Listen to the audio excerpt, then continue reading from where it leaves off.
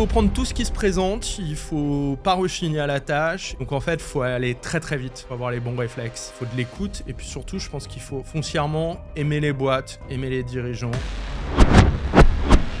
C'est un immense gâchis, il faut que ça s'arrête. Ça coûte trop cher à tout le monde. En même temps, il y a plein d'opportunités. Salut et bienvenue dans un nouvel épisode du podcast Les Geeks des Chiffres. J'espère que vous allez bien. Petit épisode un peu spécial car il est filmé et directement accessible sur YouTube. Je rencontre aujourd'hui Thomas Collin qui est un ancien directeur administratif et financier qui a monté une boîte de M&A. Qu'est-ce que c'est que ce truc qui s'appelle Alvo Market? Nous allons avoir dans cet épisode une masterclass parce que les profils DAF, mon cher Thomas, c'est quelque chose où on n'a pas beaucoup de paroles qui sont prises et c'est un métier passionnant. Avant d'attaquer cet épisode, eh bien, est-ce que tu peux te présenter à nos chers auditeurs des Geeks des Chiffres avant que je te puisse te cuisiner pour qu'on puisse apprendre sur toute cette industrie fusion, acquisition et tout le tralala. Ouais, merci déjà beaucoup pour l'invitation, Nicolas. Moi, franchement, j'ai l'impression que le titre il a été fait pour moi. Donc, je suis vraiment à fond. Quand j'ai raconté à ma femme que j'avais passé sur le Geek des Chiffres, ça l'a bien fait rigoler. Donc 39 ans, marié, 2 enfants. Tu l'as dit, j'ai été DAF. Alors plus exactement, DAF à temps partagé. Donc tu vois, DAF en mode indépendant. J'ai commencé ma carrière, donc je fais une école de commerce. Puis après, Transaction Services. Donc ça y est, je commence avec les anglicismes. Transaction Services sont les auditeurs, en gros, qui font les audits financiers, souvent dans les acquisitions pour les comptes des investisseurs, des fonds d'investissement.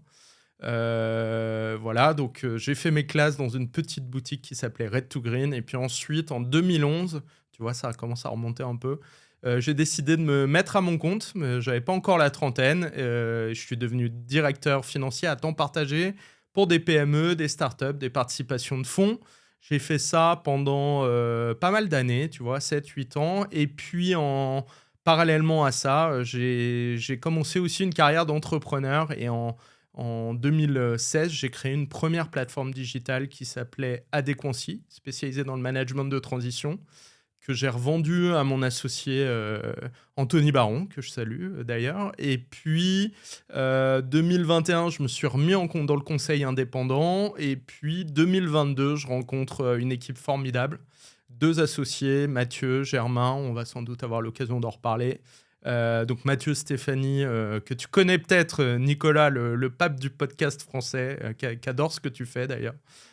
Et puis Germain, Michou Toning, qui nous arrive de chez Conto, Compte Nickel, super pro des fintech, du produit.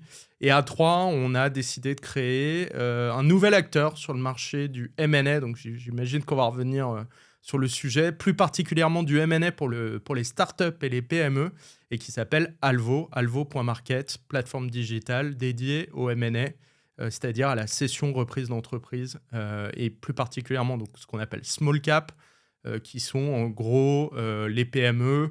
Et après, chacun a un peu sa définition du small cap, on pourra revenir dessus, mais nous, on travaille sur des valeurs essentiellement entre quelques centaines de cas et jusqu'à 10 millions de valeurs. Faisons un petit retour en arrière. Qu'est-ce qui t'a donné envie de te lancer en tant que DAF à temps partagé? Et je vais t'expliquer pourquoi je te pose cette question. Parce que dans l'industrie de la comptabilité de la gestion, il y a quand même une grosse révolution qui arrive, qui est la facture électronique, tu vois, dans les quelques mois à venir. Et donc, les experts comptables se posent aussi beaucoup de questions, tu vois. Et puis, il y en a quelques-uns qui se lancent justement dans cette industrie. Qu'est-ce qui, toi, t'a donné envie de faire ce job? À quoi ressemblait ton job, l'émission dans laquelle tu es intervenu, et puis aussi comment tu es parti chercher des clients. Ça fait plein de questions en une question comme d'habitude, c'est un peu mon petit problème. Mais du coup, voilà, si tu peux un peu répondre à ça pour apporter un peu de vision à nos auditeurs. Écoute, déjà, faut revenir. Donc, tu vois, moi, je fais une école de commerce, HEC, pour pas la citer d'ailleurs. Je sors d'HEC en ayant fait quand même une spécialisation HEC entrepreneur. Donc, qui est vraiment une spécialisation à part où tu es déjà très orienté PME, création de boîtes, etc. Et là, en fait, j'adore les chiffres, j'adore la gestion, j'adore tout ça. Mais j'ai un gros problème, c'est que en vrai, je sais pas ce que c'est qu'un grand livre. je sais pas lire un bilan, tu vois. Donc, en fait, en faisant mes classes déjà dans les transaction services, j'ai appris tout ça, tu vois. En plus, au contact d'anciens associés, de big qui étaient venus dans une boutique à taille plus humaine, etc. Et en fait, ce qui va se passer, c'est que je vais travailler évidemment sur ce qu'on appelle due diligence, hein, donc les phases d'analyse financière pour le compte d'investisseurs. Mais très vite, en fait, moi, ce que je vais adorer, c'est parler aux dirigeants, tu vois. Et d'ailleurs, je pense que ça fait un point commun avec les experts comptables qui t'écoutent, c'est que, en fait, la vraie passion, c'est l'échange avec les dirigeants. Et puis après, la finance, bah, c'est une expertise. La compta, c'est une expertise. Mais c'est au service d'une relation et au service de la création de quelque chose, de l'analyse, de la réflexion juste. Tu vois, je te disais avant qu'on commence que j'avais adoré ton épisode avec Philippe Barré. Il dit pas autre chose. Et donc, voilà. Et donc, moi, c'est ça que j'ai envie de faire. Maintenant, quand tu fais des transaction services, tu bosses 3-4 semaines sur une boîte. Et puis tu rends ton rapport et puis tu passes à autre chose. Alors, comme tu le sais, la confiance, ça se construit. Tu peux pas arriver, dire allez, j'épluche vos comptes, voilà, j'ai rendu mon rapport, allez, suite. Et donc moi, ça me frustrait un peu. Et dans le même temps, j'ai eu la chance, dans la société de conseil dans laquelle j'étais, d'avoir en charge de plus en plus l'implémentation de reporting financier pour le compte de participation de fonds d'investissement, avec en gros des investisseurs qui avaient acheté des boîtes, qui voulaient améliorer le reporting de gestion et qui faisaient appel à des gens des transaction services pour le mettre en place. Et j'ai adoré, concrètement. Je prenais tous les petits dossiers, donc tu vois, plus c'était petit, plus ça m'intéressait. Et puis finalement, j'ai des copains d'école qui avaient monté une startup qui est d'ailleurs devenue une success story qui s'appelle PeopleDoc, qui a été revendu à des acteurs américains. Donc, c'était de la dématérialisation de bulletins de paye et puis ce qu'allait devenir la HR Tech, comme on dit, c'est-à-dire les startups pour les fonctions RH. Et ils m'ont proposé de devenir DAF à temps partagé pour eux. Et là, j'ai sauté le pas, en fait.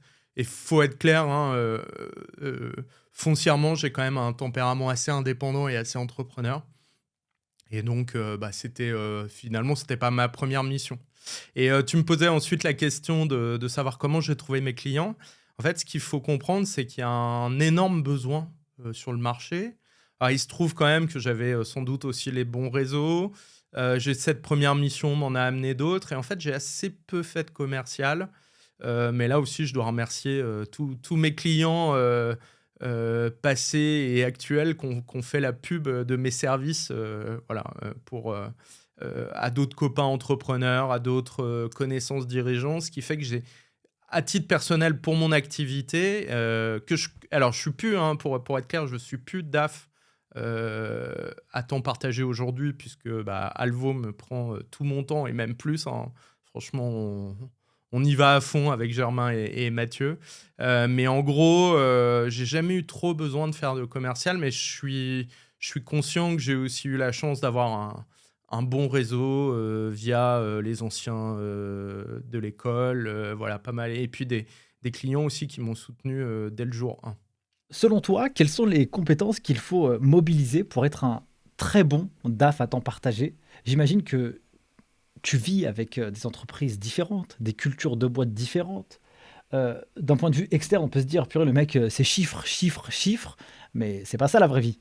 Non, alors par contre, ça reste un métier technique. Donc je dirais, je pense qu'il y a plein de parallèles à faire, mais tu connais mieux l'expertise comptable que moi. Moi, finalement, j'étais moi-même client d'experts comptables en fait, moi, en tant que DAF, je ne pouvais pas travailler si je n'avais pas des situations mensuelles, trimestrielles qui nous arrivaient pour faire les choses proprement. Mais en gros, tu es quand même sur un métier technique. Donc, si tu n'as pas la technique, il y a un moment, tu es quand même un peu en train de raconter n'importe quoi.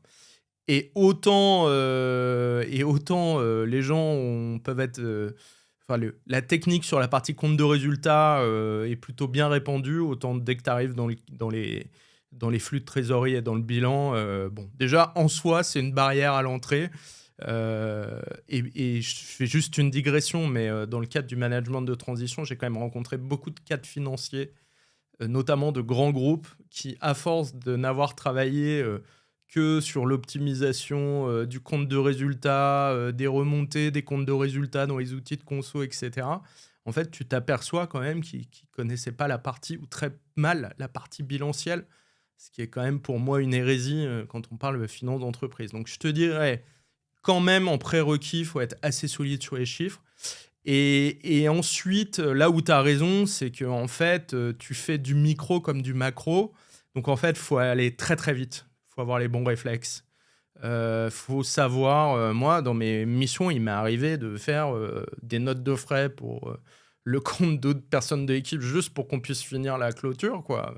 J'ai été évidemment pas une assistante administrative, mais tu vois, s'il faut le faire, faut le faire. Et en même temps, tu discutes bridge de trésorerie pour une start-up où, en gros, les chiffres sont pas encore là. Donc, tu vas redemander aux actionnaires de remettre un peu en compte courant en augmentation de capital avec des négos assez tendus. Donc, en fait, en gros, il faut prendre tout ce qui se présente, il faut pas rechigner à la tâche, et après, tu l'as dit, il faut de l'écoute, et puis surtout, je pense qu'il faut foncièrement aimer les boîtes, aimer les dirigeants. Et moi, ce que j'adore, c'est de passer d'un business à l'autre, tu vois, de faire de l'industrie, de faire du logiciel, de faire du retail, de la distribution. Tout ça, c'est des...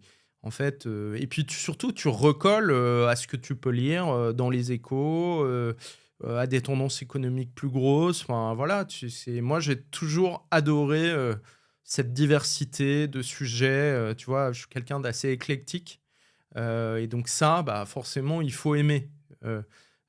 Après, bon, je vois aussi sur le marché des DAF à temps partagé qui ont des spécialisations sectorielles. Ça peut aussi avoir du sens. Moi, j'aimais bien le faire. Par exemple, j'adore l'industrie et pourtant, j'ai aussi fait beaucoup de logiciels, tu vois, par exemple. Est-ce que tu aurais une anecdote ou une expérience qui t'a particulièrement marqué dans toute cette phase de DAF à temps partagé? Soit un truc qui a été vraiment chiant à traiter, hyper challengeant, où tu as vachement progressé, où tu as eu des zones de doute. Je sais pas, c'est quoi la première chose qui te viendrait ou la première chose que tu pourrais partager? Écoute, qu'est-ce que je pourrais te partager? J'ai pas mal d'histoires différentes. J'ai accompagné des boîtes aussi bien dans des succès incroyables. Tu vois, je parlais de PeopleDoc, qui est une boîte extraordinaire, et j'ai eu la chance de travailler avec deux entrepreneurs vraiment, vraiment forts, et aussi de mesurer à quel point, en tant qu'entrepreneur, j'étais encore loin de tout ça. Donc, je salue Jonathan et Benamou et Clément Buse. Non, mais la meilleure anecdote que je puisse te raconter, c'est quand même que j'étais en comité de direction avec moi en directeur financier, ma future femme en DRH et la future marraine de ma fille en directrice marketing, tu vois. Donc, c'est des sacrées aventures. Et en plus, bon, en l'occurrence, il s'agissait de Living Social, qui était une boîte qui était concurrent de Groupon. Tu vois un peu ce que c'est? Ouais. Ouais, ça nous ramène dans un autre Internet. Aujourd'hui, les business models feraient peut-être un peu plus rigoler, mais à l'époque, il y avait beaucoup, beaucoup, beaucoup d'argent sur ces sujets-là. Voilà.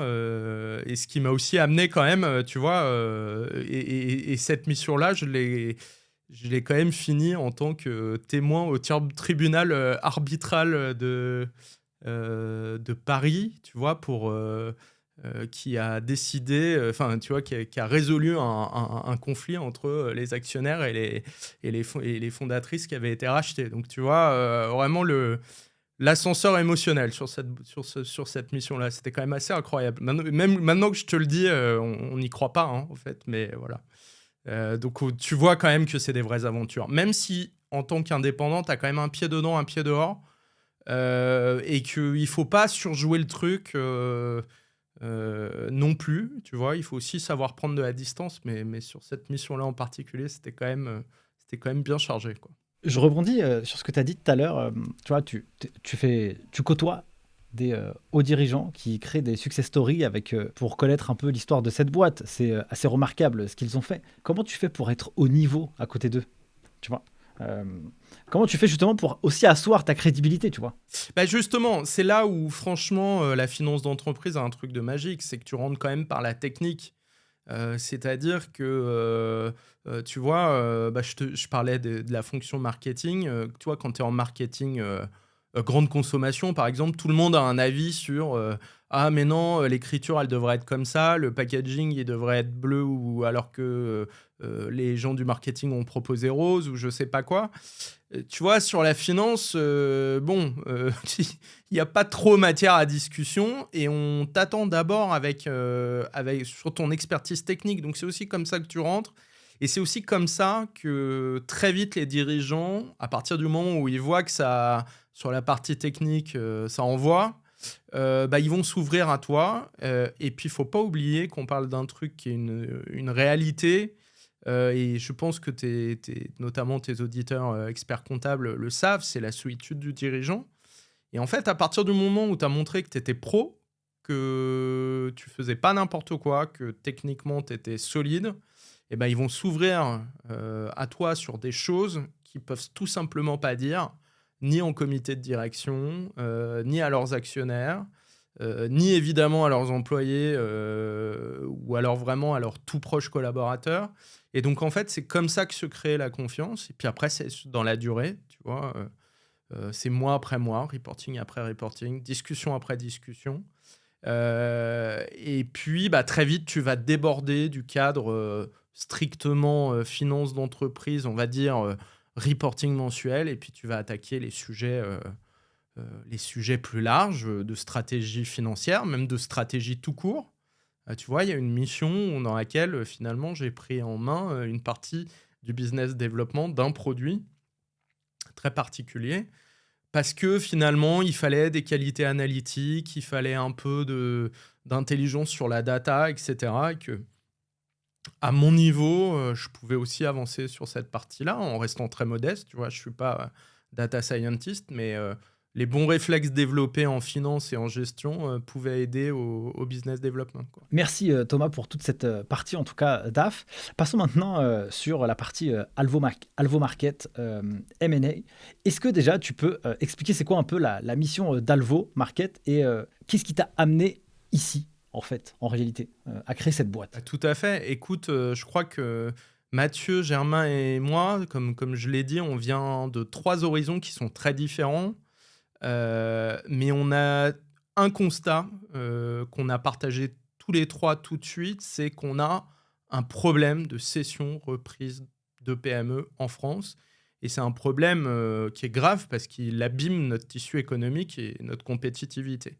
En gros, pour être assez simple, on a d'un côté des cédants qui, bah, démographiquement, sont un certain nombre qui vont devoir prendre leur retraite ou qu'auraient déjà dû la prendre et passer la main, et qui ne trouvent pas forcément de solution de transmission. Et de l'autre, des repreneurs individuels qui sont en général des cadres supérieurs, qui ont eu des très belles premières parties de carrière, qui ont de l'argent devant eux, et qui mettent, tiens-toi bien, 12 à 24 mois pour trouver une boîte à reprendre. Mais tu vois, au rythme actuel, 12 à 24 mois, au rythme de l'économie actuelle, c'est une folie. Et en fait, tu as un gâchis des deux côtés qui est monstrueux. Je te donne juste un exemple côté cédant. Tu as des études de la BPI qui montrent qu'en fait, je crois que c'est passé 60 ans, plus le dirigeant devient âgé, moins il investit et plus ses ratios de rentabilité se détériorent. Pourquoi ? Parce qu'instinctivement, il se dit, bah, tu vois, la grosse machine a changé, l'extension de bâtiment à faire, ce sera pour le prochain. Mais sauf que le prochain, comme il galère à le trouver, eh ben, en attendant, il fait en sorte que la boîte, eh ben, elle devient de moins en moins compétitive. Et moins elle est compétitive, moins elle va être facile à vendre. C'est-à-dire qu'en plus, il crée de la difficulté parce qu'il ne cède pas au bon moment et qu'il attend trop longtemps. Donc ça veut dire que là, tu as un mec ou une fille ou enfin une personne qui veut arrêter avec son projet. Donc déjà, dans son esprit, il a déjà intellectualisé cette partie. Ouais, alors on va y revenir. Ah. On va y revenir. Parfois, il déclare qu'il a envie de le faire. Il ou elle, hein, on va pas se reprendre tout le temps, mais le dirigeant a envie de le faire. Et puis, il y a quand même une hantise sur le marché pour les intermédiaires et les repreneurs, qui est le faux cédant, tu sais. Celui qui dit à tout le monde qu'il veut céder, mais qui n'a pas réglé ces sujets de, voilà. Et puis, qu'est-ce que je vais faire après? C'est pas tellement un sujet même...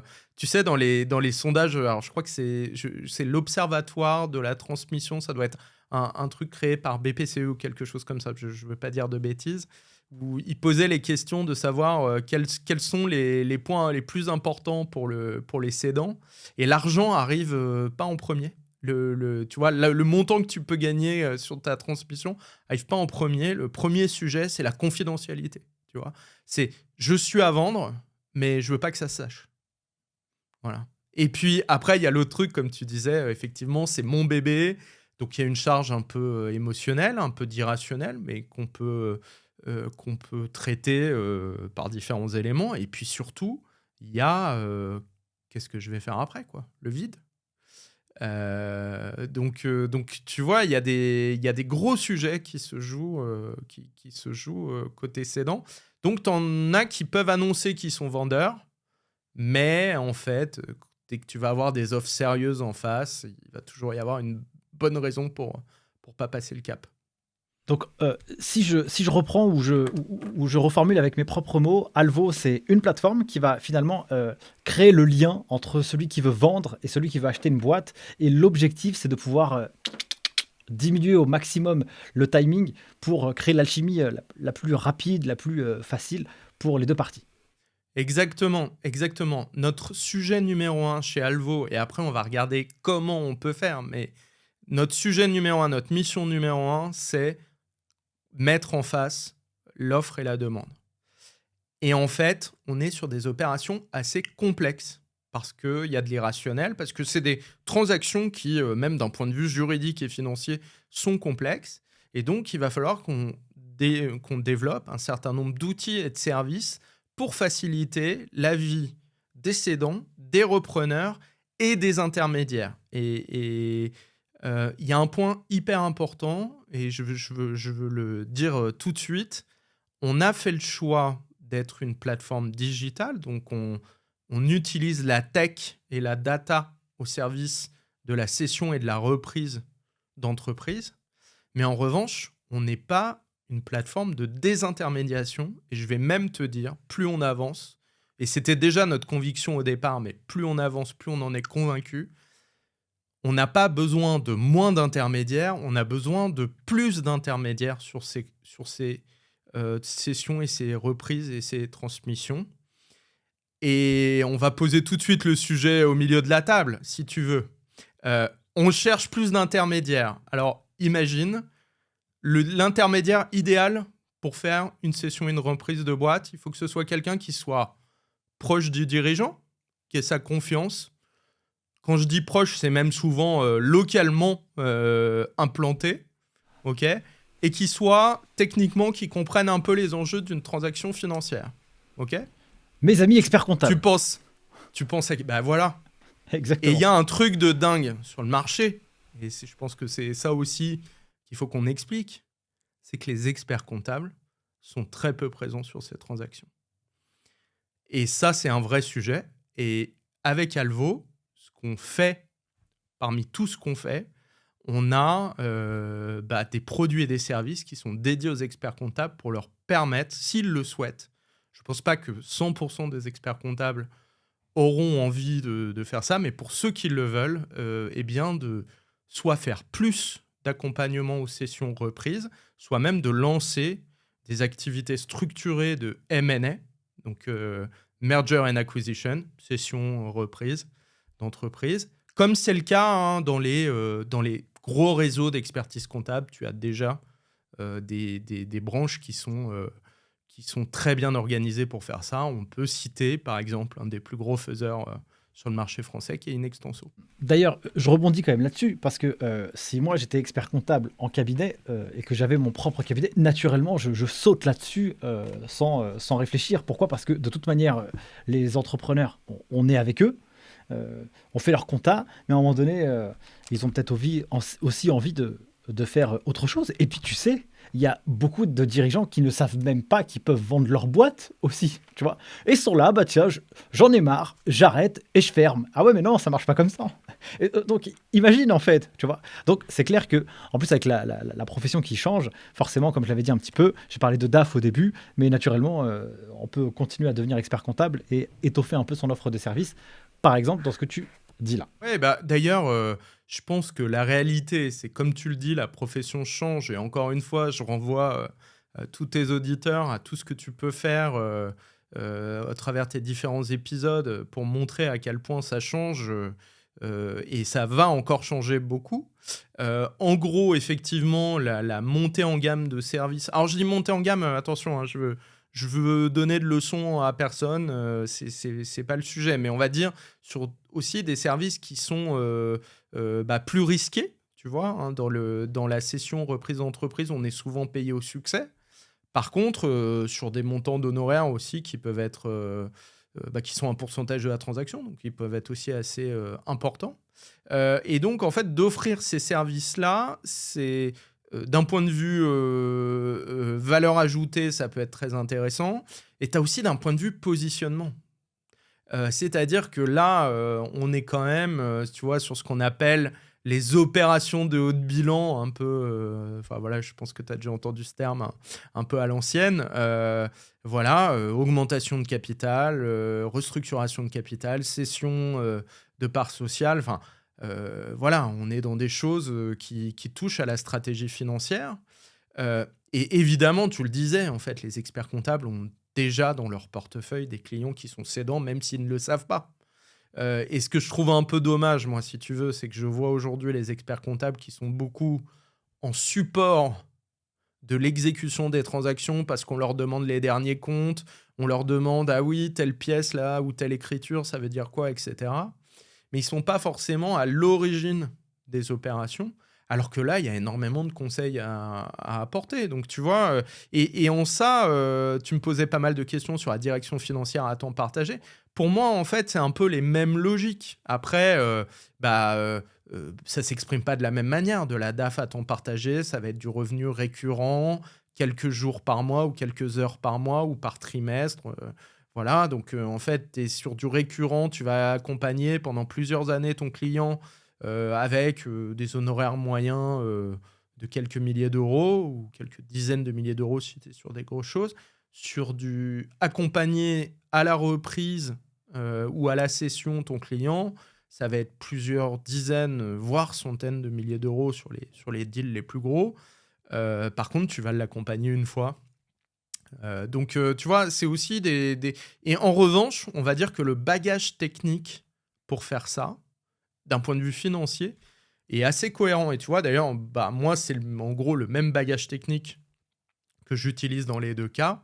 Maintenant, après, tu as aussi tout ce qui va autour de la négociation. Dans le MNF, il faut être assez créatif pour aller chercher les bons acquéreurs, écrire des histoires qui donnent envie. Voilà, donc il y a quelques éléments différents, mais tu vois que le socle technique est à peu près commun. Alors, j'ai 1000 questions qui me viennent dans ma tête, c'est horrible. Il faut que j'arrive à sortir ça de manière structurée, mon cher Thomas. Alors, déjà, prenons un cas d'usage. Je pense que ça peut être très parlant pour les gens. Euh, que je sois repreneur ou vendeur d'entreprise, euh, comment vous pouvez m'aider à Alvo Market? Concrètement, c'est quoi l'offre de service? Si j'arrive sur votre site, qu'est-ce qui se passe pour moi? Que je sois dans l'un ou dans l'autre. Ok, on va commencer par par les cédants. Tu vois. Et puis après, on va aller sur les repreneurs. Et puis, on va aller aussi sur les intermédiaires. Parce que comme tu l'as compris, en fait, on a aussi toute une ligne de produits et de services pour les intermédiaires. Quand tu es cédant, en fait, tu as deux possibilités. Soit tu veux avancer tout seul en utilisant des outils du marché, mais c'est toi qui fais avancer ton process, c'est toi qui es à la négociation et tu as des gens qui s'en sortent très bien aujourd'hui, soit tu n'as pas le temps et ou tu n'y comprends rien, et en général les deux, et dans ce cas-là, tu vas demander de l'aide.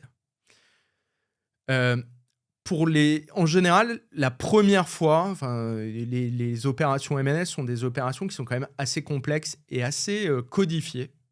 Donc, la première fois, tu vas en général te faire accompagner. Parmi on va dire, les conseils indispensables, que ce soit ta première fois ou que ce soit tu l'aies déjà fait, en général, on va retrouver un avocat qui va t'aider sur la partie juridique. Et puis, en général, donc nous, on est dans le domaine des PME, tu vas aussi avoir ton expert comptable qui va fournir, on va dire, les situations, la doc comptable, fiscale, etc. Ok. Mais par-dessus ça, tu vas peut-être avoir besoin de gens qui t'accompagnent juste pour comprendre les codes, trouver les bons acquéreurs. Et donc là, nous, à Alvo, on t'accompagne soit de bout en bout, c'est ce qu'on appelle un mandat de cession. Donc là, tu nous confies la mission de céder ta société. Et là, nous, on travaille sur des mandats qui durent 6 mois, ensuite qu'on peut éventuellement étendre, mais c'est le principe, c'est 6 mois, où on va, nous, prendre en charge la totalité du dossier, y compris, et ça c'est très important, la réalisation de tous les éléments documentaires et de présentation, et puis ensuite la présentation de ces éléments aux potentiels acquéreurs. Ok ? On fait tout.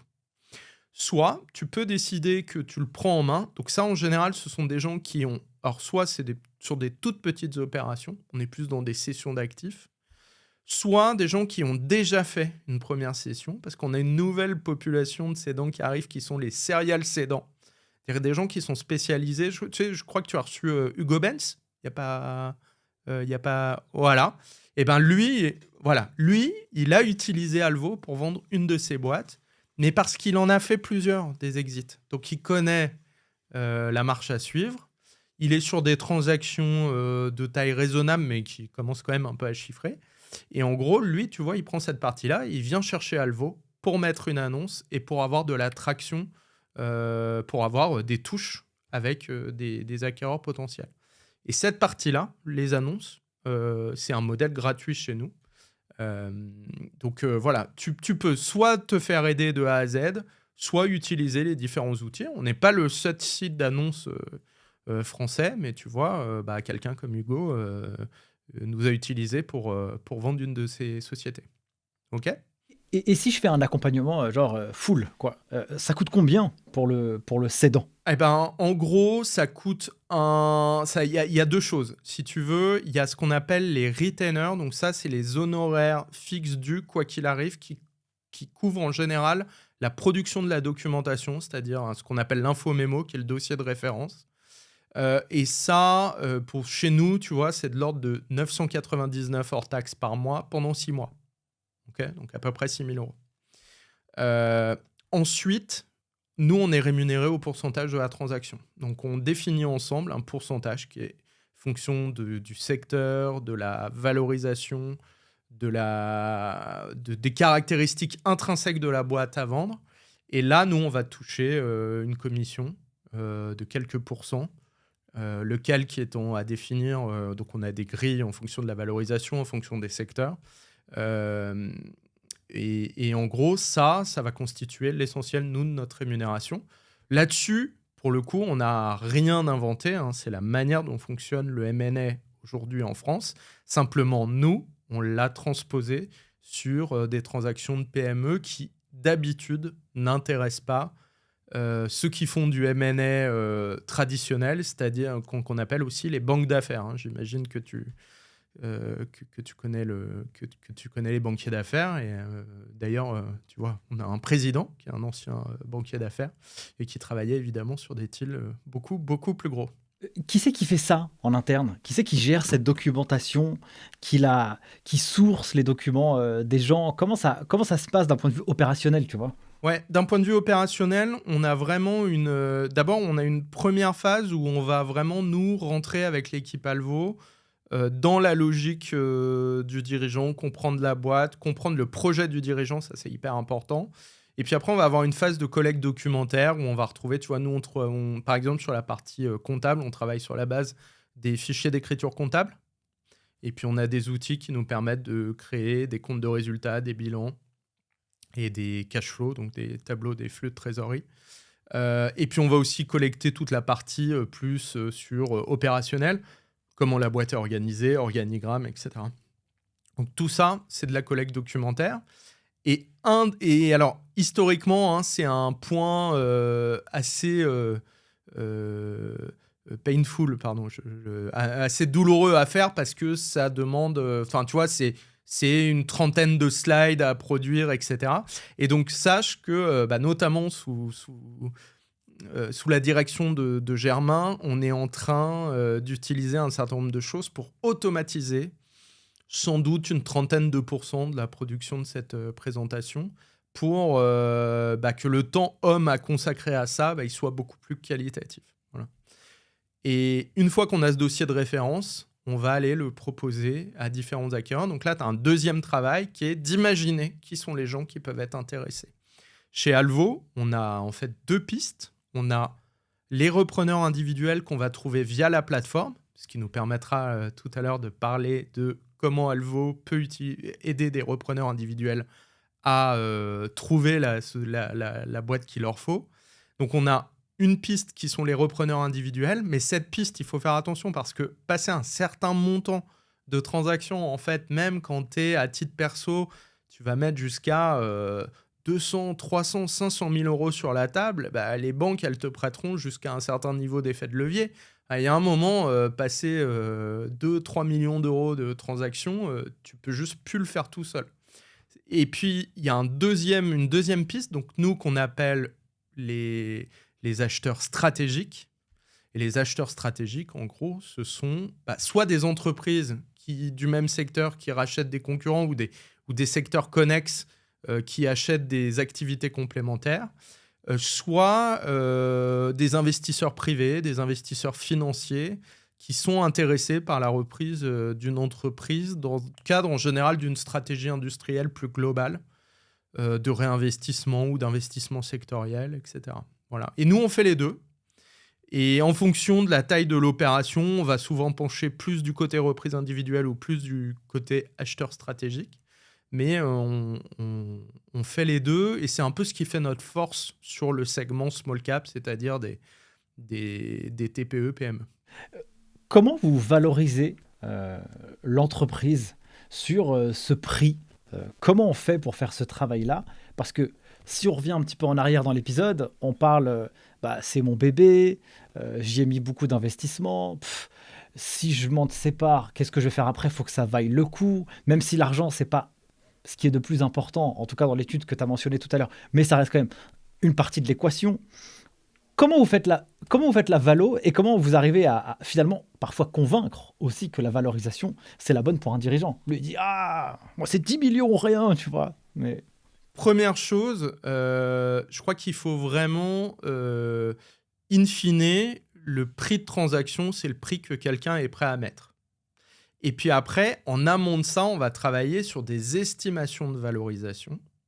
Mais particulièrement dans le segment TPE-PME, tout ça est assez peu documenté. Si je fais un parallèle avec l'immobilier, tu vois, 40 mètres carrés à Paris en fonction de est-ce que tu as un balcon, ton exposition, ton arrondissement, ton étage ou je sais pas quoi.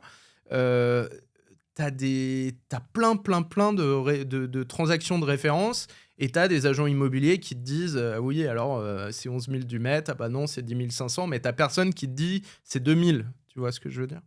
Le problème dans les transactions de TPE-PME, c'est qu'il y en a peu qui sont documentés, que très souvent tout ça est confidentiel, hors radar, donc en fait, t'as pas les chiffres. Donc la question, c'est comment on peut donner déjà des ordres de grandeur, et j'insiste bien sur le côté ordre de grandeur, qui pour moi est différent du prix final de transaction qui dépend de paramètres, et on va voir de plein de choses. Mais en gros, nous, ce qu'on voit, ce qu'on peut te donner, c'est 3 types de valorisation. Avec un point, enfin, tu as le secteur qui est important, la taille de CA. Plus t'es gros, moins t'es risqué, plus les multiples de valorisation vont être importants. Et puis après, tu as un point qui a été remis chez les startups à l'honneur en 2023, mais qui, chez les TPE et PME, historiquement, tu vois, plus proche du concret et un juge de paix, qui est la rentabilité. Donc en fait, nous, on définit à peu près 3 classes. Tu as ceux qui vont être supérieurs à 10% de rentabilité, donc on va dire EBE sur CA ou résultat d'exploitation sur CA. Et là, tu peux assez raisonnablement documenter par des méthodes qu'on appelle des comparables. Donc, on va aller chercher des transactions dans le même secteur. On va regarder à combien elles se sont traitées. Donc, en général, c'est toujours des transactions qui sont plus grosses, qui ont été faites en général par des fonds d'investissement. Et c'est les fameuses qu'on appelle les multiples d'EBITDA, multiples EBITDA, EBE, c'est à peu près la même chose, ou multiples d'EBIT, multiples de résultats d'exploitation, quoi. La même chose également.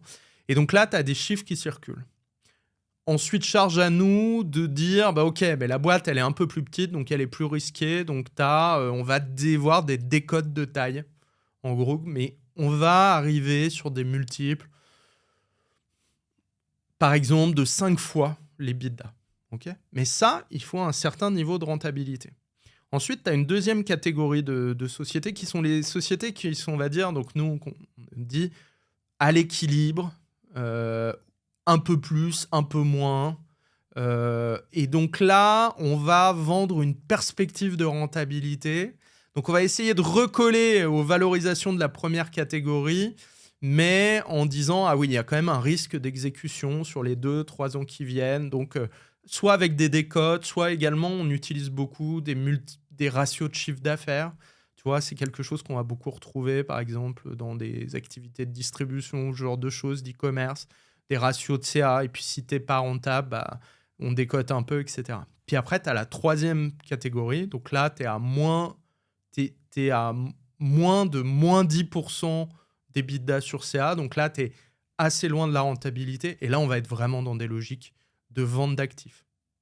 On va dire, OK, bah, cette boîte-là, elle a une marque, elle a des clients, elle a éventuellement un stock qui vaut tant, et voilà, on va rentrer plus dans des logiques de vente d'actifs. Mais tout ça sont des estimations, et après, concrètement, pour savoir combien vaut ta boîte, bah, il faut recevoir des offres. Et puis, bah, si tu reçois 2 offres, 3 offres qui te donnent le même prix, bah, tu es en train de faire converger l'opinion de valorisation de gens qui sont prêts à faire l'opération. Et honnêtement, on peut se faire plaisir sur les rapports de valorisation. On peut écrire des notes, on peut sortir des règles, des algos, tout ce que tu veux. Il y a un moment, c'est est-ce que tu as quelqu'un en face qui est prêt à faire le deal ou pas? Et là, il y a plein de choses. Dans un deal, il n'y a pas que la valeur. Il y a la valeur que je te donne tout de suite, mais aussi potentiellement le complément de prix que je pourrais aller te donner dans 3 ans quand j'aurai créé de la valeur. Il y a quel va être ton rôle au sein de l'organisation. Est-ce que tu restes? Est-ce que tu restes pas? Est-ce que tu gardes des parts? Est-ce que tu gardes pas des parts? Donc, tu vois, en fait, une valeur faciale explique une partie du truc, mais il y a plein d'éléments qui peuvent faire varier le deal. Et un deal est beaucoup plus complexe qu'une simple valo. On est d'accord, il y a plein de paramètres qui jouent. Mais ce qui est intéressant, en tout cas, dans ce modèle de session, c'est qu'en fait, il n'y a pas une session qui se ressemble. Et puis, on peut designer aussi un peu tous les cas de figure. Donc, ça donne quand même de la flexibilité, parfois aussi peut-être pour rassurer un acquéreur qui dit « Ah, mais bon, moi j'achète à ce prix-là. Ouais, mais il faut que tu restes un peu avec moi pendant 1 an, parce que sinon, je suis mort, quoi. » Tu vois? Exactement. Tu vois, tu as même, par exemple, des fonds d'investissement qui achètent des entreprises dans le cadre de transmission, donc ce qu'on appelle notamment les search funds, donc qui en fait travaillent avec des jeunes dirigeants qui veulent reprendre une entreprise et qui en gros vont arriver à voir un cédant qui lui va partir à la retraite et lui dire non seulement je suis prêt à acheter ta société, mais voilà la personne qui va la reprendre d'un point de vue managérial, voilà le futur directeur. Bah, tu vois, ces fonds-là, par exemple, ils ont comme règle souvent que le cédant garde 20% de la boîte. Pour dire, bah, si ton successeur il fait bien le boulot, comme nous, on est des investisseurs, on va mettre plein d'investissements, en fait, il va y avoir une grosse croissance de valeur, donc tu vas en récupérer une partie en tant que cédant. Et en même temps, nous, on s'assure que tout ce que tu nous as raconté, là, tu es encore exposé à hauteur de 20%. Et donc, tu as encore un intérêt, si tu veux, à ce que les choses se passent bien et à faire une passation qui soit bien. Donc, tu vois, et ça, c'est un élément important. Et il y a même plein de cédants, tu vois, notamment quand tu es aux alentours de la rentabilité. C'est pas forcément une bonne opération que de vendre de 100% de tes titres parce qu'en fait, mine de rien, quand tu es aux alentours de la rentabilité un peu plus, un peu moins, ta valorisation, on va être clair, hein, elle en pâtit beaucoup. Donc peut-être que tu as intérêt à garder 30% de ta société en confiant 70%, en vendant 70% à quelqu'un qui a le jus, la capacité à mobiliser des nouvelles pistes de développement, etc. Et puis au moins à récupérer 30% de la création de valeur dans 3 ans. Moi, je dis souvent, on se garde un ticket de loto, quoi. Peut-être que dans ma session, sur 70% des titres, j'ai pas fait l'affaire du siècle, mais en même temps, c'était la meilleure des décisions à prendre pour le développement de la boîte. Et puis moi, je me garde mon ticket de loto à 30% ou à 20% du capital pour dans 3 ans. Donc tu vois, là-dessus, un rapport de valo à un instant T, il te dit pas grand-chose. Je crois que la réalité, c'est que pour faire une bonne opération, il faut surtout qu'il y ait 2 visions entrepreneuriales qui se rencontrent, tu vois. Et d'ailleurs, souvent, les cédants, hein, clairement, je disais que l'argent n'était pas le sujet numéro 1. Leur sujet numéro 1, bon, après, les risques de confidentialité et tout, c'est de trouver la personne idoine, en fait, et tu as une vraie rencontre. C'est d'ailleurs assez sympa, hein. C'est un peu la beauté du métier d'intermédiaire M&A, c'est de faire s'asseoir et de faire discuter 2 personnes qui, en fait, partagent quand même pas mal de choses. Après, c'est des discussions qui sont... Tu vois, on parle de beaucoup de choses, il y a de l'émotionnel, il y a du financier, on parle souvent de pas mal d'argent quand même. Donc, tout ça, ça nécessite que la discussion, elle soit cadrée. De manière générale, à partir du moment où il y a une rencontre entre une offre et une demande, ça dure combien de temps, à peu près, en moyenne, à partir du moment où on s'est vu jusqu'au moment où on a acté la session? Aujourd'hui, si tu veux, ça dure plutôt 1 an. Entre les premiers contacts avec les bonnes personnes et la signature, on est plutôt sur 12 mois. Et nous, ce qu'on essaye de faire avec Alvo, c'est de réduire... Enfin, je te dis 12 mois. C'est plutôt entre le moment où le cédant est vraiment prêt à travailler sur la session et le moment où il signe, c'est plutôt 12 mois. Et nous, chez Alvo, l'idée, c'est au moins de diviser le délai par 2. C'est pour ça qu'on part, nous, sur des mandats de 6 mois. Après, en fait, si tu veux, les process organisés de manière actuelle, donc faits par des intermédiaires, ils sont quand même beaucoup calqués sur des opérations beaucoup plus grosses. Et c'est normal qu'il y ait des audits plus longs, etc. Enfin, les opérations plus grosses, en dizaines ou en centaines de millions, elles prennent plus de temps, mais quelque part, parce qu'il y a beaucoup plus de choses à vérifier. Nous, notre conviction, c'est que du coup, sur des opérations plus petites, on devrait aller plus vite. Or, aujourd'hui, c'est pas vraiment ce qu'on remarque sur le marché. Donc, tu vois, là encore, pour nous, c'est vraiment un point hyper important, c'est d'accélérer les temps de transaction. Et attention, hein, quand je parle de temps de transaction, ce qu'il faut voir, c'est que une fois qu'on a un cédant et un repreneur qui veulent parler, ce n'est que le début d'un process qui va durer plusieurs mois, quoi qu'il arrive, parce qu'encore une fois, c'est complexe. C'est complexe, il y a de la négo, il y a des allers-retours, le repreneur, il va aussi avoir besoin de sécuriser son financement. Enfin voilà, donc il y a plein de sujets à traiter. Et donc ça prend plusieurs mois, quoi qu'il arrive. Ce que je voudrais aborder maintenant, c'est les points de vigilance. Alors, un vendeur, un cédant, du coup, quelles sont les choses qu'il doit faire pour bien habiller la mariée, si je peux le dire comme ça? Ah, habiller la mariée. Écoute, je suis ravi que tu utilises ce terme parce que justement, dans notre newsletter, j'ai écrit un petit article en disant le mythe de l'habillage de mariée et pourquoi on pense que c'est une très mauvaise idée d'habiller la mariée, par contre que c'est une très bonne de bien se préparer.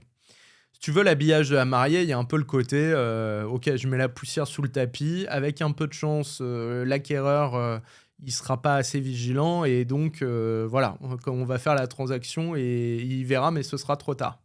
Alors déjà, la première chose qu'il faut savoir, c'est que l'acquéreur, lui, il a peur de l'habillage de mariée, donc il va déployer un certain nombre de dispositifs à tous les moments du process pour voir si justement il n'y a pas des problèmes. Ok? Justement, ça allait être ma question, c'est deux parties. Il y a comment on doit habiller la boîte et comment on doit faire attention que la boîte, elle n'est pas mal habillée, quoi. Exactement. Mais il y a un truc, c'est que je t'ai parlé d'opérations complexes, je t'ai parlé d'opérations longues, je t'ai parlé de difficultés à faire rencontrer l'offre et la demande. En fait, tout ça, c'est de la confiance. Donc, ce qui se passe, si tu veux, c'est que le cédant, il doit avoir confiance dans le repreneur, dans sa capacité à reprendre et à le payer. Et le repreneur, il doit avoir confiance dans le cédant sur le fait que... Parce qu'un repreneur sur une petite opération, il ne peut pas déployer des audits exhaustifs. Et donc, il y a un moment, il va devoir prendre des risques et faire des raccourcis. Le truc, c'est que si le repreneur soulève le tapis et voit un premier cadavre, il va te dire, ou une première tas de poussière, il va te dire, mais en fait, je ne peux pas lui faire confiance. Et donc, c'est fini. Ça pète. Tu vois ? Donc, c'est pour ça que je recommande à les cédants de ne pas habiller la mariée. Par contre, je leur recommande aussi de se préparer. Il y a des trucs très simples que tu peux faire. Tu vois ? Parce que, en fait, le problème, c'est que quand tu sais pas, ou quand tu as un litige, tu vas voir 2 avocats et tu leur dis à combien vous chiffrez ce litige au hasard, prud'homal, social. Enfin bon, je te fais pas de dessin. Ben bon, alors certes, maintenant, il y a des barèmes, c'est un peu plus encadré, mais tu vois, ils vont me dire, ah, bah des fois c'est 100, des fois c'est 1000.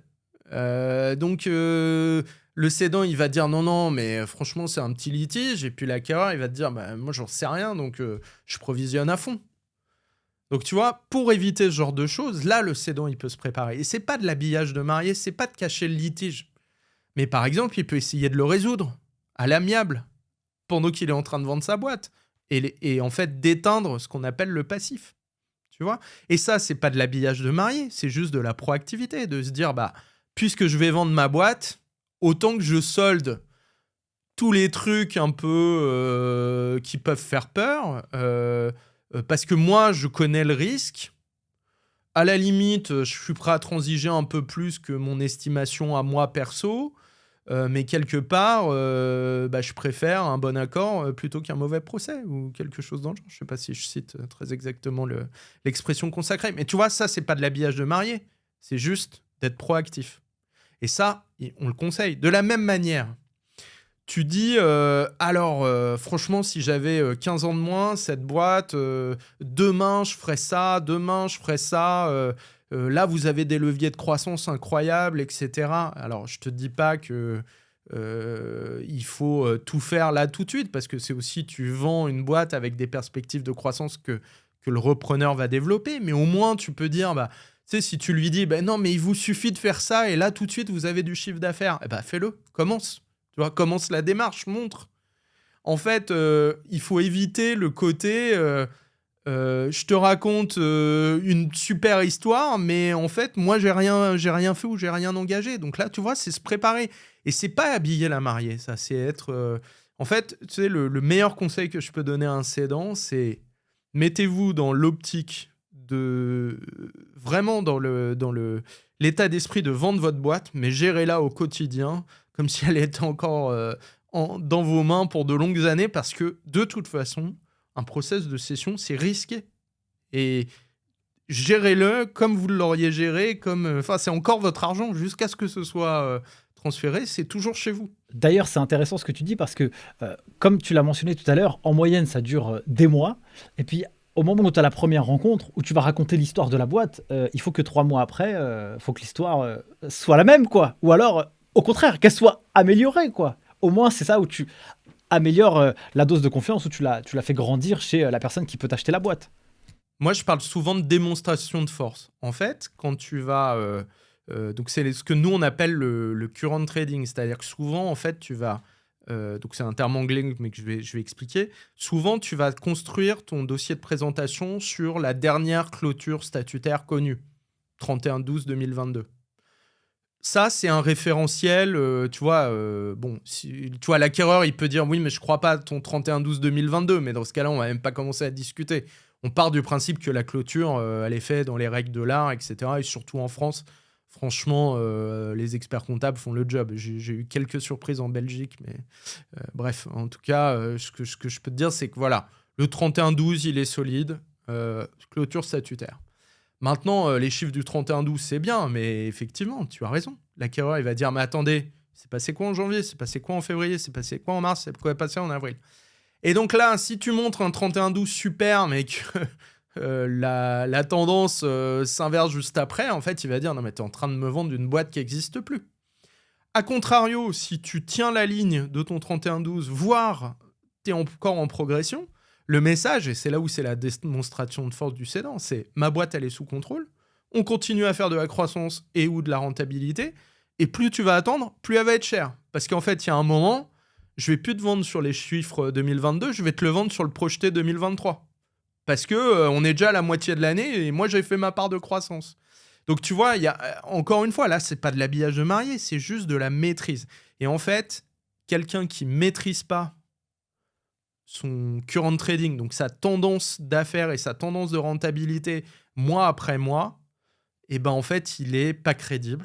Alors que celui qui t'a annoncé au moment où on a pris contact, mettons en février, que en juin, rendez-vous, je ferai ça, et qu'au 30 juin, tu sors une clôture intermédiaire et t'as fait mieux, ah bah ça change tout. Bah ça change tout, tu vois. Et tu peux même changer le prix. Et tu peux dire, attendez, je vous avais dit ça, mais là, entre-temps, voilà, on est... Voilà. Donc, je suis bien d'accord avec toi, et il y a un vrai sujet de... Et ceux qui sont emportés par leurs propres histoires, et on va dire parfois leurs propres approximations, pour pas utiliser un terme autre, parce qu'il y en a parfois, hein, des cédants, malheureusement, je pense que tu en as aussi rencontré, des dirigeants, hein, même pas que des cédants, mais qui, à force de raconter des belles histoires aux autres, finissent par se convaincre eux-mêmes de la belle histoire, malheureusement. Et ça, en DAF part-time, j'en ai croisé un peu de temps en temps quand même. Si tu veux, là au moins, c'est quand tu as fait la démonstration chiffrée mois après mois ou trimestre après trimestre, bah là, t'es fort. C'est bien, on arrive bientôt à la fin de cet épisode. J'aimerais du coup qu'on aborde cet aspect partenaire intermédiaire que tu avais précisé tout à l'heure. Un expert comptable, il va sur Alvo, qu'est-ce qu'il gagne? Comment on peut l'aider à faire plus de chiffre d'affaires? Moi, en fait, ce que j'ai envie de dire, je ne sais pas si 100% des experts comptables sont prêts à faire du M&A, parce que ça demande pas mal d'engagement. Ça demande... alors, j'ai bien aimé encore, je vais reciter l'épisode avec Philippe Barré, mais tu vois, je disais parfois aussi, les associés ont le niveau, mais parfois les collaborateurs, est-ce qu'ils sont prêts à suivre des dossiers assez techniques et tout, et j'ai changé d'avis un peu en écoutant Philippe Barré qui disait, mais attendez, les niveaux de diplôme aujourd'hui, nos collaborateurs, ils savent faire plein de trucs, simplement on les utilise pas assez bien, donc voilà. En tout cas, il faut vraiment embrasser cette ligne de service, il faut y mettre sans doute un peu de jus au départ et d'énergie pour vraiment construire des bonnes pratiques. Et nous, en fait, ce qu'on peut faire, et c'est un peu vraiment le message de ce qu'on est en train de développer, c'est que nous, on est persuadés que les experts comptables ont un rôle primordial à jouer sur ce marché. Et nous, en fait, on peut être ce qu'on appelle le support, le backbone de leur activité à deux niveaux. On peut les outiller. Et pour ceux qui sont le plus avancés, on a des outils simplement pour renforcer des pratiques qu'ils ont déjà. Que ce soit dans... tu sais, on parlait du manque de référentiel sur la valorisation des opérations, etc. On est en train de créer des bases de données qui regroupent pas mal de sources de données différentes pour donner des meilleures visibilités sur les valeurs de transaction, sur donner des idées pour qui sont les acquéreurs pour tel ou tel dossier. Donc ça, sont en mode outil. Et c'est ce qu'on appelle la suite pro M&A, qui est en fait un outil métier qui n'est dédié qu'aux intermédiaires M&A, dont les experts comptables, pour travailler plus efficacement sur des dossiers qui ont certes beaucoup de charme, mais qui sont entre guillemets des petites valorisations sur le marché. Donc en fait, il faut beaucoup d'efficacité. Et c'est là où nous, la tech et la data, peut te permettre de rendre efficace sur un dossier de de gagner du temps en productivité masquée pour pouvoir passer plus de temps avec le client et être toujours rentable sur cette activité où tu es payé au pourcentage. Et puis, on a une deuxième partie auquel on croit beaucoup, c'est simplement de dire à des experts comptables, écoutez, si vous voulez que les premières transactions, on les fasse ensemble, que ce soit même en marque blanche, c'est-à-dire que Alvo apparaisse pas forcément vis-à-vis de votre client, mais qu'on puisse vous aider sur la production de la documentation, sur l'approche des valorisations, sur notre culture métier, voilà, sur tel type d'opération, nous, voilà ce qu'on avait fait ou ce qu'on a vu sur le marché, etc. De manière à pouvoir voilà, avoir une pratique qui se développe. Et puis, plus ils feront d'opérations, évidemment, plus ils auront leurs recettes à eux. Mais si tu veux qu'on soit en quelque part une sorte de support métier et de support technique au service des experts comptables. Et ça, en fait, très clairement, hein, je te renvoie à l'exercice de visualisation que je te proposais. C'est où sont les pros de la finance qui sont au contact des clients tous les jours, qui sont les premiers au courant quand un cédant veut céder ou quand un repreneur cherche quelque chose et qui sont ancrés dans les écosystèmes locaux. Enfin, franchement, voilà, on a besoin de plusieurs centaines, si ce n'est plusieurs milliers d'intermédiaires supplémentaires pour rendre le marché fluide. Et je pense que la profession est particulièrement bien placée pour faire ça. Thomas, on arrive à la fin de cet épisode. Vous avez levé 1 million, si mes informations sont justes, avec Alvo. C'est quoi votre ambition ? Écoute, notre ambition, c'est vraiment de fluidifier le marché, de transformer le marché et d'être une des briques principales du marché pour fluidifier cette mise en relation et cette exécution de deal. En France, et puis si on pousse un peu plus loin, la France n'est pas le seul pays où il y a ce problème. Et donc, tu vois, on commence déjà à réfléchir, à travailler en Suisse romande, en Wallonie, et je pense qu'on pourrait le faire aussi à l'étranger. Il y a des sujets, on n'en a pas parlé, mais des deals des opérations qu'on appelle cross-border, c'est-à-dire avec un acquéreur et un cédant qui ne sont pas du même pays, ça rajoute un niveau de complexité. Donc, je t'ai déjà décrit des opérations complexes, mais il y a encore plus de complexité. Et là, il y a des choses à faire sans doute au niveau européen. Mais déjà, ce qu'on veut vraiment, c'est en France, fluidifier, déverrouiller le marché. Si tu veux, je pense que tu seras d'accord avec moi pour dire qu'aujourd'hui, c'est un gâchis sans nom. C'est un gâchis pour les cédants. C'est un gâchis pour des repreneurs. T'imagines que tu as des gens qui passent 2 ans et qui ensuite doivent retourner prendre un job parce qu'ils sont en fin de droit sur le chômage, alors que leur rêve, c'était de reprendre une boîte et qu'ils en ont toutes les capacités. Et puis, c'est un gâchis pour l'économie française, parce que mine de rien, derrière, tu as des centaines de milliers de salariés, tu as des pertes d'opportunités. Je crois que la BPI avait sorti une étude où il disait qu'un tiers des PME françaises industrielles sont rachetées par des acteurs étrangers. Donc, il n'y a pas à chercher, hein, tu vois, on parle beaucoup de réindustrialisation, mais le changement de contrôle, ça veut dire que les donneurs d'ordre, ils sont plus en local, mais ils sont ailleurs. Voilà. Donc, ça, c'est vraiment notre sujet numéro 1 et ce pourquoi on se bat tous les jours avec Germain et Mathieu, quoi, concrètement. Et puis avec tous les salariés aussi de l'équipe, hein, parce qu'on n'est pas que 3. Comment tu le vis, ce projet ? Ça fait maintenant 1 an que vous êtes dessus. J'imagine que c'était aussi un petit peu en amont. Comment tu le vis, toi ? C'est quoi ton énergie ? C'est quoi ta journée, ta semaine ? Je te sens vraiment déter, quoi, tu vois. Ah ouais, on est vraiment habité par le truc. Et je te dis pas que les 3 fondateurs, mais toute l'équipe.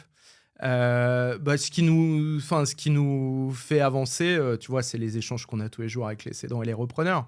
C'est vraiment de parler de sujets essentiels, d'avoir une utilité claire, tu vois, et une mission où on se dit c'est un immense gâchis, il faut que ça s'arrête, parce que ça coûte trop cher à tout le monde. Et puis, en même temps, il y a plein d'opportunités. Tu vois, là, je t'ai pas parlé des tests qu'on est en train de faire avec l'IA, mais tu as des trucs incroyables. Là, alors, c'est plutôt Germain, tu vois, sur la partie produit et tech qui pourrait t'en parler, mais on est en train de mettre de l'IA conversationnelle sur des bases de données qui sont liées au M&A et on fait des découvertes incroyables. Et d'ailleurs, on va sans doute mettre en démo quelques sujets, enfin, tu vois, une partie de la chose, soit pour le grand public, soit pour les produits M&A avec des niveaux de complexité différents. Mais ce que je veux dire, c'est qu'en fait, enfin, il y a tout à faire. Honnêtement, c'est un métier qui est resté quand même très traditionnel. Et bah, tu vois, un peu à l'image de ce qui se passe pour les auditeurs experts comptables, là, il y a des choses qui arrivent qui sont ultra puissantes et tu te dis on peut vraiment faire des choses extraordinaires. Thomas, dernière question de ce podcast. Est-ce que tu peux partager un conseil que tu as reçu ou alors une expérience de vie qui t'a vraiment appris quelque chose que tu pourrais partager aux auditeurs du podcast? Un truc qui te vient spontanément, que tu voudrais partager à un ami, à un membre de ta famille, où tu dis ça, ce que j'ai appris, bah, je peux te le donner parce que ça m'a beaucoup aidé. Écoute, alors je vais te parler d'une réflexion que j'ai eue sur un autre projet entrepreneurial qui n'a pas abouti, où on était allé voir un fonds d'investissement, et notamment un associé qui s'appelle toujours Cédric Banel de Latour Capital, qui nous avait reçus très gentiment avec mes associés de l'époque. On essayait de monter ça. Donc, c'était un business dans le milieu de la distribution en pharma. Enfin, bref, peu importe. Et il nous avait dit, vous savez, les gens qui ont vraiment, vraiment réussi, vraiment, hein, que j'ai vu, qu'on fait des opérations incroyables d'un point de vue industriel, y compris en termes de valorisation, de création de valeur et tout. J'en croise beaucoup et il n'y en a pas un seul qui n'était pas dans le business depuis au moins 10 ans, tu vois. Alors, s'il nous a dit ça, c'était avant la vague startup, etc., où on a cru peut-être à un moment que, tu vois, je citais l'exemple de PeopleDoc, où on peut avoir, pour qui j'ai travaillé, qu'on fait un super exit sur des valos à plusieurs centaines de millions dans le software. Bah, en fait, Clément et Jonathan, ça faisait 10 ans qu'ils bossaient là-dessus quand ils sont vendus. En fait, on surestime vraiment ce qu'on est capable de faire en un an. Et là, on le voit aussi avec Allo, hein, tu vois, on a une feuille de route où on aurait voulu attaquer tout de front, et puis en fait, tout prend du temps. Mais par contre, voilà, tu vois que les gens qui s'accrochent, qui durent dans le métier, parce qu'il y a un moment, tu vois, notamment quand tu es dans des métiers B2B, de service aux professionnels, et ben en fait, tout se fait pas en un claquement de doigts. Les gens, ils te souscrivent pas à ton offre commerciale en ligne sur la conversion de 3 pages web et OK, je mets ma carte bleue et je m'abonne, tu vois. En fait, c'est le côté, il faut durer et il faut être résilient. Alors, tu vois, même si le mot est galvaudé aujourd'hui. Et je m'en suis rappelé il y a pas longtemps de ça et je me suis dit, bah ouais, en fait, tu vois, il y a un moment, il faut durer dans le métier. Il y a des hauts, il y a des bas, mais tu peux pas venir que pour faire des coups. Et ceux, en tout cas, qui font la différence, et ben, ils s'y collent et ils s'y collent pendant longtemps, quoi. Merci pour ce message de fin, mon cher Thomas. C'était en tout cas un vrai plaisir pour moi de participer à cet échange. J'ai pris un plaisir de ouf. J'imagine dans une année, une petite V2 de cet épisode avec les évolutions. Avec plaisir. Écoute, en gros, juste pour te donner un peu d'eau à la bouche, 4e trimestre 2023, on sort officiellement la suite M&A Pro dont j'ai parlé. Pour l'instant, on a des briques qu'on met à gauche, à droite, à disposition des partenaires privilégiés. Et franchement, on va faire quelque chose de super pour les experts comptables. Donc, tu vois, même pas dans 12 mois. Je pense que dans 6 mois, on aura déjà plein de choses à se dire. Et moi, je voudrais juste te dire que, bah, franchement, ce que tu promeus, ce que tu proposes, c'est une vraie bouffée d'air frais. Je suis ravi, tu vois, qu'on puisse dépasser le truc de les experts comptables d'un côté, les DAF de l'autre, etc., qui n'a pas de sens. Je crois que tu le mets bien en avant, hein. Il y a beaucoup de ruptures tech qui arrivent. Et encore une fois, tu vois, que quelqu'un comme Philippe Barré, qui a 30 ans de métier, puisse aussi, lui, converger sur, tu vois, les pressentiments qu'on a sur l'évolution du métier, etc., fait que, voilà, je pense que tu as ouvert un espace de discussion et un espace de prospective pour la profession qui est hyper intéressant. Et c'est cool, franchement. Bah, merci beaucoup. Là, je ne peux pas te dire autre chose que merci. Ça me touche beaucoup. En tout cas, si les gens veulent te retrouver, mon cher Thomas, je mets le lien de ton profil LinkedIn, Thomas Collin, en bas de cet épisode. Donc, disponible sur podcast, YouTube et Alvo. Ouais. Et puis, direct, mon email aussi. Hein, soyons pas... voilà. thomas@alvo.market, alvo.market comme marché en anglais. Voilà, et nous on sera ravis d'échanger avec tout le monde. Donc si c'est pour nous spammer d'offres commerciales, c'est pas la peine.